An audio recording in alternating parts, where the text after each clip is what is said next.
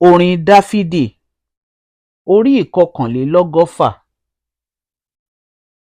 Olúwa aláàbò wa. Èmi ó gbé ojú mi sí orí òkè wọn-ọn-nì. Níbo ni ìrànlọ́wọ́ mi yóò ti wá?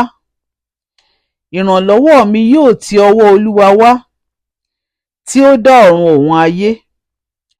Òun kì yóò jẹ́ kí ẹsẹ̀ rẹ kí ó yẹ̀. Ẹni tí ń pa ọ́ mọ́ kì yóò tòògbé.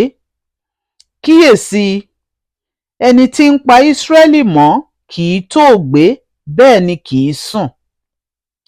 Olúwa lé olùpamọ́ rẹ.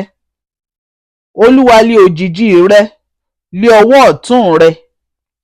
Oòrùn kì yóò pa ọ́ nígbà ọ̀sán, tàbí òṣùpá nígbà òru.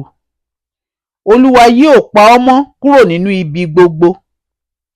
Yóò pa ọkàn rẹ mọ́. Olúwa yóò pa àlọ àti àbọ̀ rẹ mọ́, láti ìgbà yìí lọ àti títí láéláé.